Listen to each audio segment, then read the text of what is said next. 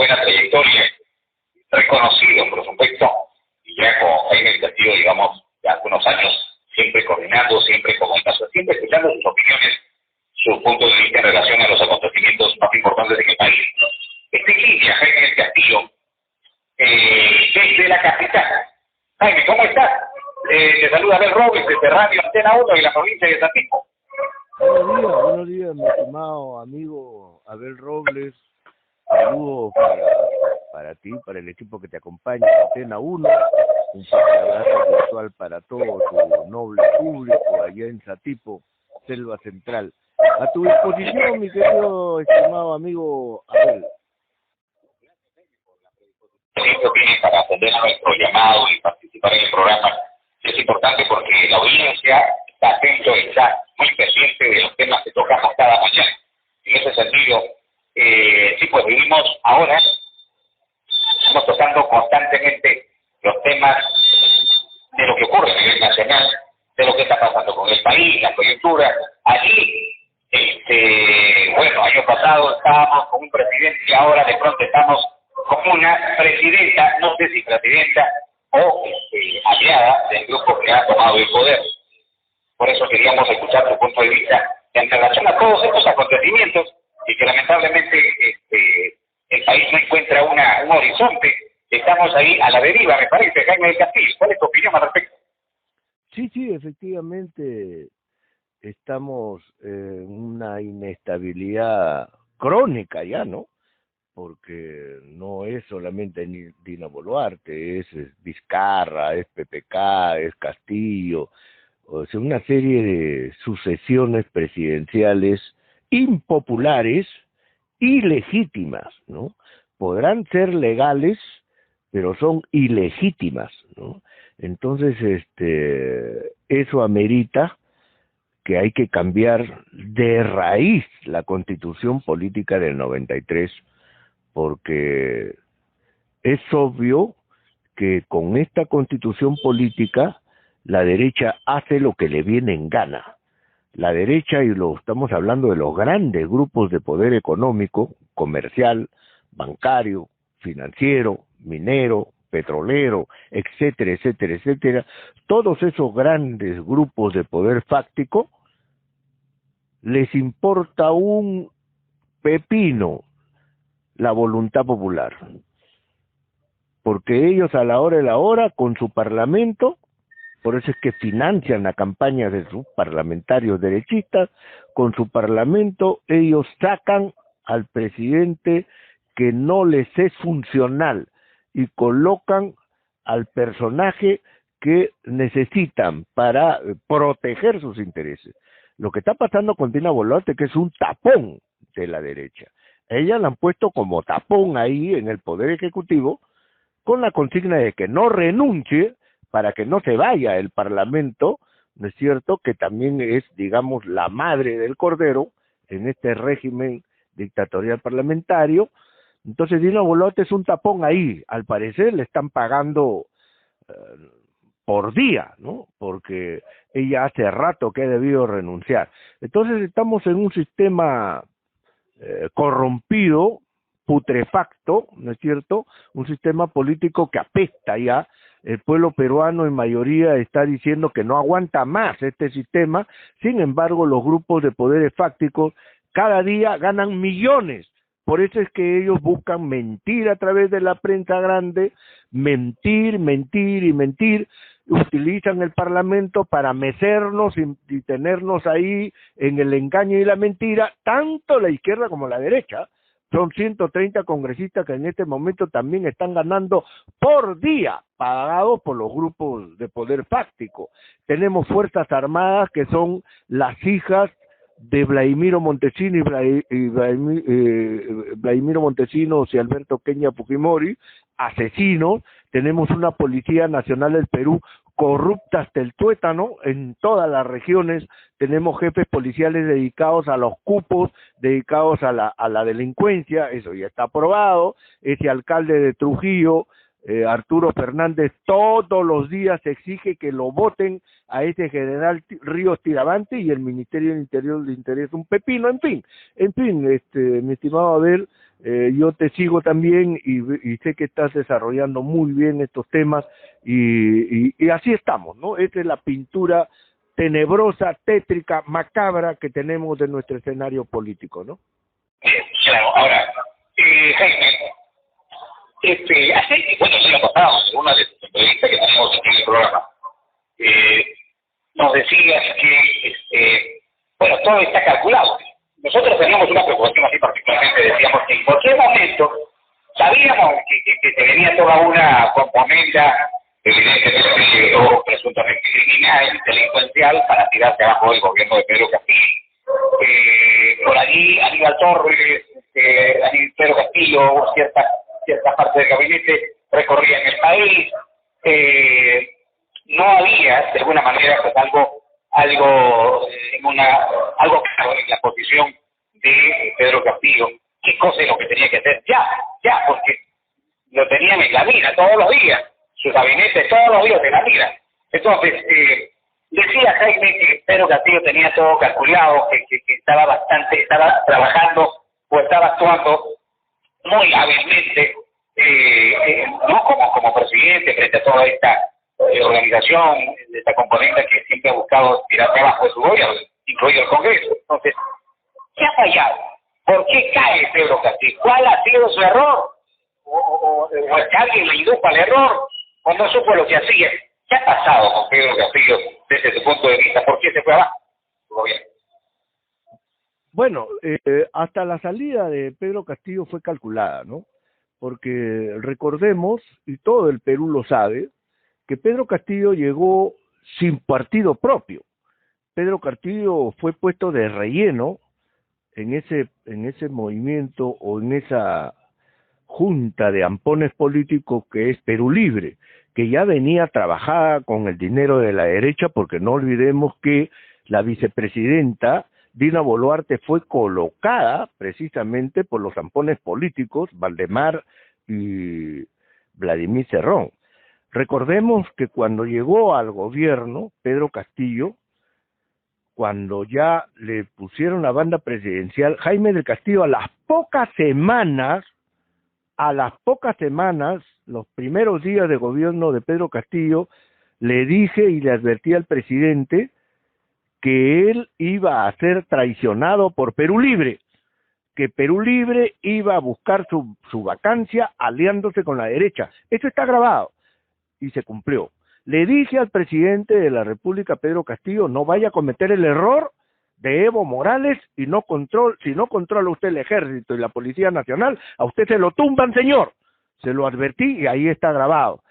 Lamentablemente el señor Pedro Castillo tuvo que hacer una labor titánica, tanto combatiendo a la derecha, porque eso es lo que hizo, tuvo seca a la prensa grande, ni un sol en un año y pico que estuvo ahí, y tuvo arrinconado y atrasado al Parlamento. Recuerda que hasta por 3 oportunidades lo quisieron vacar y no consiguieron mayoría. Pedro Castillo logró partir al partido de Vladimir Cerrón.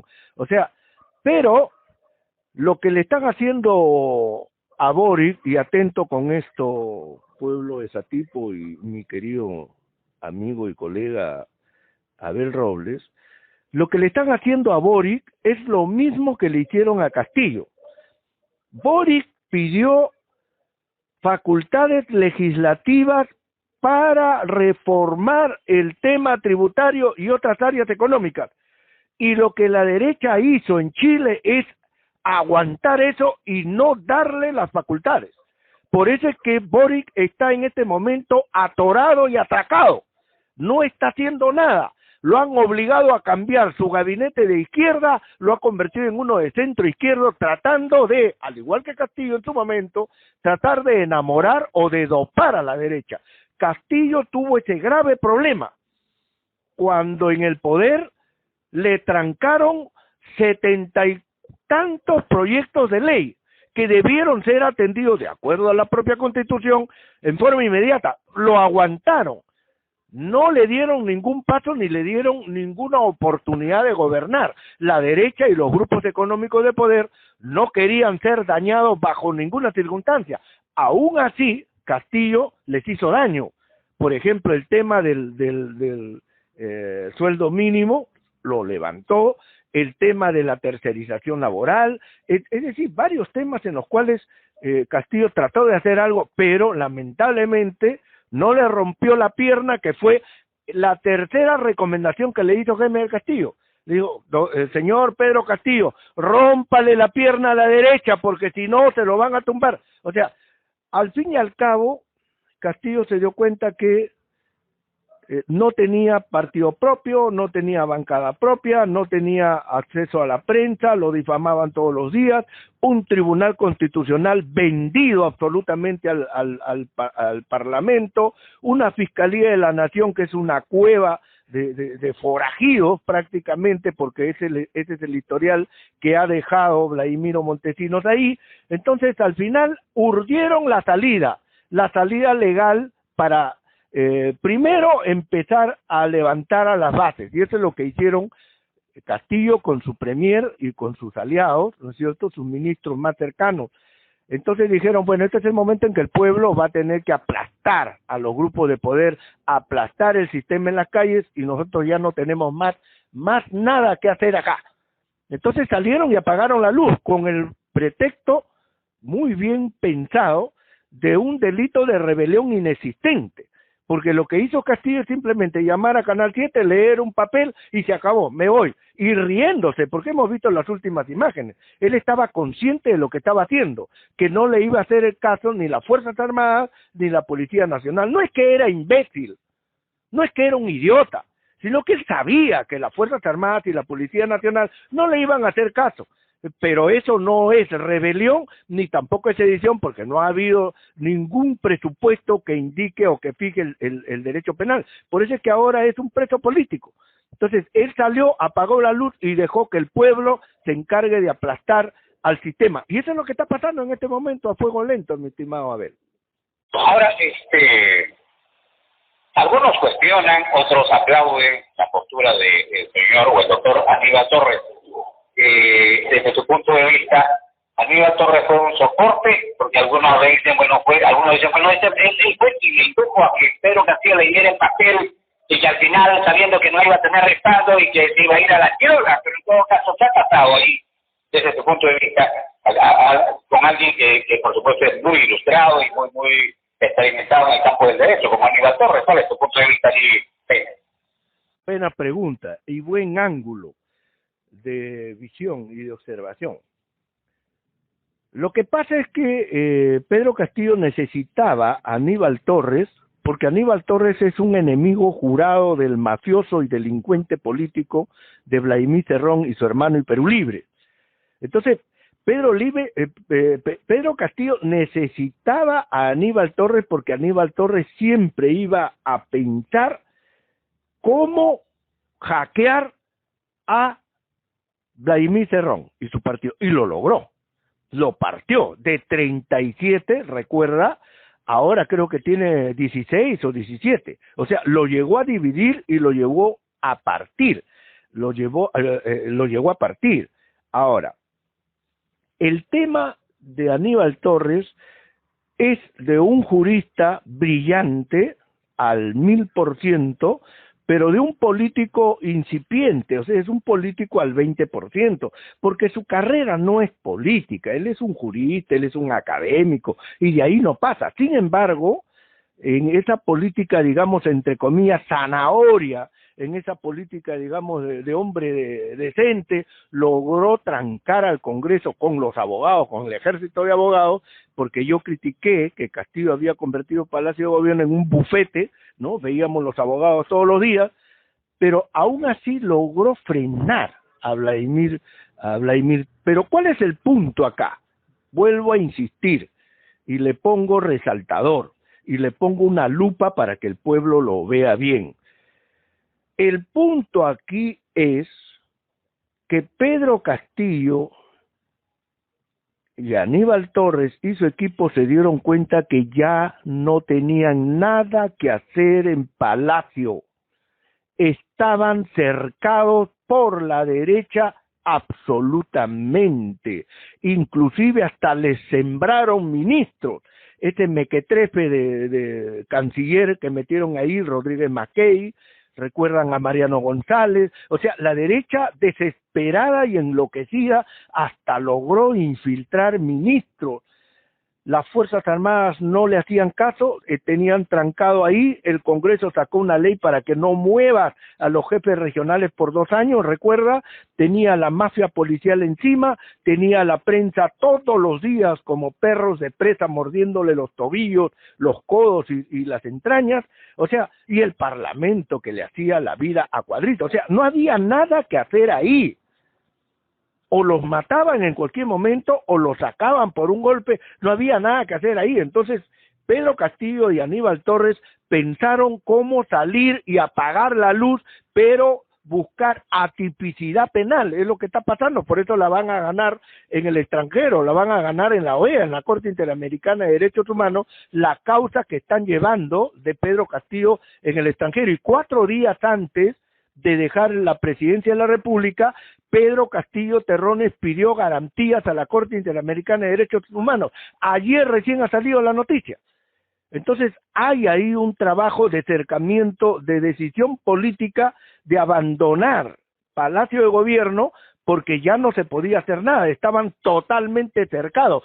Todo el sistema, todo el modelo fujimorista fue puesto en contra de Pedro Castillo, todo Lima en contra de las regiones. Eso fue lo que pasó. Entonces dejaron el poder. Esa es la postura que estamos manejando, ¿no?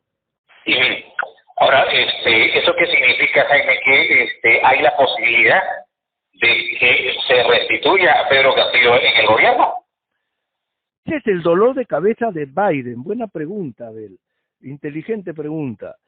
El rompedero de cabeza de Joe Biden es si la OEA accede conforme a ley a declarar nulo todo ese proceso de destitución de Pedro Castillo. Y las razones abundan, porque a él le levantaron las ametralladoras y las pistolas policías sicarios, siendo él presidente en funciones, cuando el Parlamento ni siquiera lo había vacado, cuando el Parlamento no utilizó el documento de vacancia que estaba agendado, sino sacaron uno del pupitre de William Zapata y contra las leyes con ese documento lo tumban, cuando ellos le levantan la inmunidad, ¿no es cierto?, el antejuicio, perdón, en forma express, ¿no es cierto? O sea, han violado la Constitución, o sea, Castillo la gana. En la Corte Interamericana de Derechos Humanos la gana. Acá en el Perú no.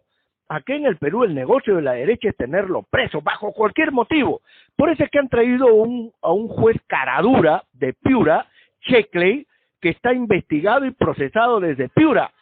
Y inclusive este fiscal Terán lo tiene investigado a Sheckley y la prensa grande no dice nada. El mismo que pidió prisión preventiva para Pedro Castillo, lo tiene investigado al juez Sheckley, que acaba de declarar que sí es válido 36 meses de prisión contra Castillo. Entonces, el dolor de cabeza de Biden es, si repongo a Pedro Castillo, ¿qué garantía tengo de ganar los contratos del litio?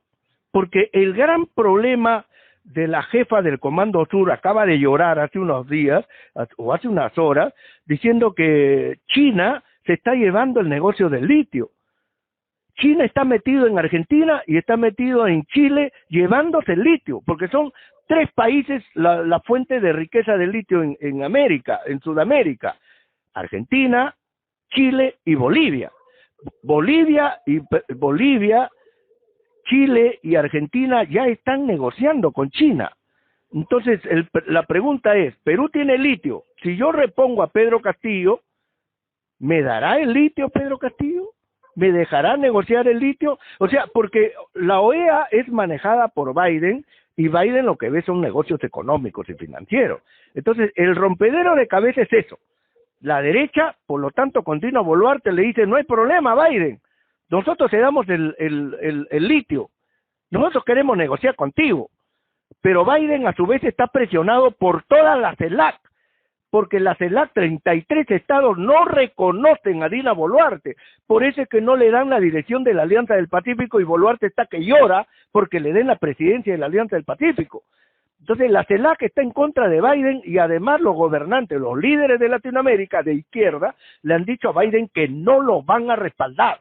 Lula, Petro, Boric y Arce le han dicho no te vamos a respaldar con respecto a la guerra de Ucrania y déjanos trabajar en nuestros problemas internos. O sea, ese es el gran problema, mi estimado Abel Robles, ¿no? De Biden y qué hacer con Pedro Castillo. O sea que eso, de hecho, va a depender, en todo caso, de la decisión de Joe Biden y cierta influencia sobre la OEA. ¿Qué va a pasar, no? Si se tiene todos los argumentos, todos los elementos, de todos los sustentos de que efectivamente ha sido derrocado, ha sido sacado, quebrantando la Constitución, pues es obviamente un delito. Entonces, ¿cómo podría avalar eso la OEA? Tendría que decir, un momentito, aquí ha habido pues un golpe de Estado de una organización, probablemente ahí ha derrocado a un presidente ilegalmente, lo ha atacado, tiene que restituirse la recomendación, pero de por medio están los intereses propiamente de los Estados Unidos a través de Joe Biden. Entonces, ¿qué podríamos decir? ¿Estamos en una situación de incertidumbre? Absolutamente. Y ahora el asesinato de Pedro Castillo es la única salida que le queda a la derecha. Recuerda que el premier Otárola, temblando de miedo, declaró hace poco, Pedro Castillo nos está llevando a la Corte Interamericana de Derechos Humanos, y el ministro de Justicia acaba de decir, no vamos a permitir que un golpista nos lleve a la Corte Interamericana de Derechos Humanos. Así, embravecido, ahí están las imágenes. O sea, mucho cuidado, lo advertí hace ya 2 meses atrás. La vida de Pedro Castillo pende de un hilo, porque a Biden, la OEA y a los grupos de poderes fácticos les conviene que en este momento muera Pedro Castillo. Al morir Pedro Castillo, muerto el conejo, ya ni vuelta que darle, ya no hay carrera. Entonces, muchísimo cuidado, es una situación bien delicada. Por eso es que AMLO, astuto, un viejo zorro de la política, saca como sea a la esposa de Pedro Castillo, porque con eso lo tiene amarrado de una mano a Biden. AMLO inteligente que sabe de estas jugadas, se llevó a la esposa y a los hijos de Pedro Castillo y Biden le pega todos los días al gobierno norteamericano. Ahora, Estados Unidos, recuerda, está embravecido con Biden.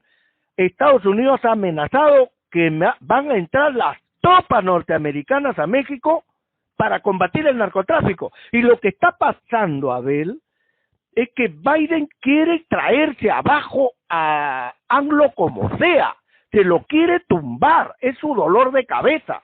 Entonces, AMLO acaba de responder, en pocas palabras le ha dicho, jojolete, nunca vas a entrar, no vas a poder, ni que fuese manco. O sea, fíjate, el tema es serio. Si Biden permite que lo maten a Castillo, recuerda que lo mataron a Peter Ferrari, recuerda que lo mataron al que estuvo en Chayapalca, al que conocía a todos los fiscales y jueces corruptos, Caracol, lo mataron hace unas semanas, lo mataron, porque iba a declarar quiénes son los fiscales y los jueces corruptos. Entonces, es fácil dentro de prisión eliminar a alguien. Hay que tener mucho cuidado. Si el pueblo peruano afloja en sus luchas, en sus protestas, se lo tumban. Entonces, ese es el compás de espera, mi estimado Abel. Buena pregunta. Incertidumbre, sí, pero incertidumbre que para la derecha es certidumbre. ¿Cuál es su certidumbre? Matarlo a Pedro Castillo, no hay otra. Jaime, yo particularmente desde aquí hemos levantado una posición y una opinión propiamente en el sentido de que en estos momentos el Perú vive una inestabilidad, y lo has dicho, crónica, porque no hay cuando parar, hasta que ya contamos meses. ¿Quiénes están en la élite? ¿Quiénes están en el gobierno? ¿Quiénes están en la fiscalía? ¿Quiénes son los que están en el Tribunal Constitucional? ¿Quiénes son los que están en la Junta Nacional de Justicia? No sé, tú eres abogado, hombre de leyes, no he denominado quienes nos gobiernan o quienes están arriba, el que dice que son gobierno, no es más que una presunta organización criminal. ¿Está bien el término? ¿O estoy exagerando, Jaime? No, no, ese es obvio, ¿no? No es necesario ser un politólogo ni un periodista de gran experiencia para darse cuenta que estamos frente a una organización criminal. Fíjate, mi estimado Abel y respetable público de Antena 1, las cifras son frías. Cojan ustedes Google y vean ustedes las ganancias solamente de las mineras, ¿ah? Descontemos todo. Las ganancias de las mineras que no han ingresado a la caja fiscal, mi estimado Abel, es de 10 a 12 mil millones, 10 a 12 mil, no 10 mil, sino 10 a 12 mil millones de dólares.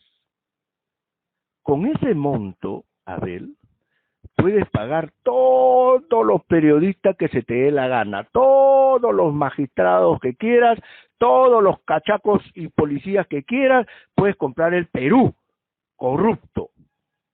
Por eso es muy fácil darse cuenta cómo la CGTP está echada a los grupos de poder. En la última marcha hicieron una finta, se han quejado, creo que hasta en Zatipos he escuchado las quejas, que la CGTP hizo una finta de marcha, llegaron al Congreso, entregaron un papelito, dieron la vuelta y desaparecieron en la marcha de Lima. El SUTEP hace tiempo que le está mamando el dedo gordo del pie a la derecha con el tema de la derrama magisterial. Lo hemos visto todos los peruanos como el SUTEP, cuando Castillo les quiso quitar la derrama magisterial, se fueron llorando como bebés a la derecha, al fujimorismo, qué sé yo, a pedirle que por favorcito no permitan que Castillo les quite la derrama magisterial. El transporte pesado, Abel. El transporte pesado también. Con Castillo hicieron huelga y le desgraciaron la vida. Ahora están en fila de uno, marchando como esos tráileres de los Transformers, así, están pero lindos y felices. ¿Por qué? Por el billete, la mermelada. Entonces, la derecha está soltando todo el dinero que sea posible con tal de evitar que Dina Boluarte caiga y tratar de cansar a las luchas y las marchas populares para traerse abajo el sistema. Estamos frente a una organización criminal, obviamente, que es el modelo fujimorista todo, salvo algunas excepciones. A Salas lo quieren sacar del Jurado Nacional de Elecciones, ya presentaron un proyecto de ley para destituir al titular del Jurado Nacional de Elecciones, Salas, y al titular de la OMPE, que son las únicas islas que quedan, ¿no es cierto?, para que la derecha tome el poder absolutamente y se emperne unos 40 o 50 años. Entonces, Abel, estamos frente a una organización criminal que es el modelo fujimorista. Mientras la Constitución Política del 93 siga vigente, esto no tendrá solución. El pueblo tiene que seguir en sus luchas. Lamentablemente, el pueblo sabe que no hay otra salida. El pueblo sabe que si afloja, se convertiremos ahora sí, ya en forma legítima, aunque no legal, seremos esclavos de Keiko Fujimori y de los grupos fácticos de poder. Así estamos, mi estimado Abel. Bueno, algo importante que debo rescatar aquí también, tu comentario, Jaime, es que claro, si descabezan a la OMP, descabezan al Jurado Nacional de Elecciones, toman el poder, prácticamente estaríamos hablando de esas próximas elecciones totalmente fraudulentas, ¿verdad? Obviamente. Y lo vamos a ver a Rafael López Aliaga juramentando como presidente de la República. Sí, parece broma, es para reírse, pero la verdad es que es la realidad, es lo que estamos viendo. Bueno, finalmente, ¿qué opinión tiene referente a este caso de los soldados fallecidos en el río Llave, abogados ahí, que están manejando dos posiciones? La verdad es que nosotros hemos indagado también por el otro lado, y un poco ya buscando información de parte del periodista que estuvo en el lugar de los hechos, el corresponsal del diario La República, Ludovier Fernández, incluso que ha sido entrevistado por algunos periodistas de Lima, que no están en los canales que tienen su portal web, pero de parte del Comando Conjunto de las Fuerzas Armadas. salido un comunicado, una versión supuestamente oficial, donde señalaba de que pues no, habían sido los manifestantes los que lo obligaron a estos soldados a que crucen el río y que bueno, se ahogaron, así que por lo tanto son los vándalos, son los manifestantes los, en todo caso, responsables de la muerte de los 6 soldados. ¿Qué información tiene? ¿Cómo está manejando cuál es tu análisis en relación a este tema, finalmente, Misael? No, es un caso grave del gobierno hackeado por Puno, por los hermanos republicanos de Puno, y precisamente ese hackeo inteligente de Puno, porque estamos hablando de toda la región, logró neutralizar a las Fuerzas Armadas y a la policía. A la policía le incendiaron su comisaría, o sea, le dijeron corruptos de pacotilla, le metieron gasolina y chao, fuera policía. Los del ejército fueron cercados, pero Liubomir Fernández, el periodista del diario La República, estuvo en el río Ilave. No es que a él le contaron. Él estuvo en el río Ilave, a las orillas del río Ilave, y él es el testigo de excepción que los soldados no estaban perseguidos ni apedreados por la comunidad puneña, porque los soldados tuvieron tiempo algunos de sacarse la ropa para entrar al río, obligados por ese psicópata del capitán Frisancho que los hace ingresar al río. Entonces, la versión del gobierno que repite la derecha con sus medios de comunicación, ¿no es cierto?, es que no, que el pueblo los ha perseguido, cuando eso es mentira. Acabo de enviar creo, a varios medios de comunicación también, porque me han estado retrucando este tema, las imágenes donde un mayor de la policía está agarrando a golpes al periodista Liubomir Fernández. Ahí están las imágenes, yo no estoy mintiendo, y Liubomir Fernández ya dio declaraciones tanto en Puno, en el interior del país, como en Lima, ratificándose que los soldados fallecieron por decisión disciplinar militar, y el ministro de Defensa, muy suelto de huesos y sinvergüenza, no renuncia. A Otárola lo acaban de blindar en el Parlamento, no va a ser interpelado. O sea, el régimen de Dina Boluarte está contando sus horas. Están mintiendo descaradamente, y es bueno que medios como tú, como el tuyo, y el carácter y la personalidad de Abel Robles frente a los micros, marque la raya y diga las cosas como son. Los soldados aymaras fallecieron por causa y mano militar, y nunca por causa de persecución u hostigamiento popular. Lo que implica que esto puede ir más, puede escalar más, Abel. Puede darse el caso que los soldados aymaras, los soldados quechuas del interior del país puedan tomar las armas y puedan rebelarse en contra de sus jefes tiranos. Guerra civil. O sea, estamos en este caso, me parece, el tema hay que ponerlo sobre la mesa, porque Puno total y absolutamente desconoce el gobierno de Dina Boluarte. Están matando a su gente y están matando a sus soldados. Entonces, no creo que los aymaras y los hermanos del sur le digan a Dina Boluarte: ya pues Dina, ya ganaste, no, ya me voy a mi casa a darle de comer, a darle alfalfa a mis cuyos. No creo. Esto va a escalar.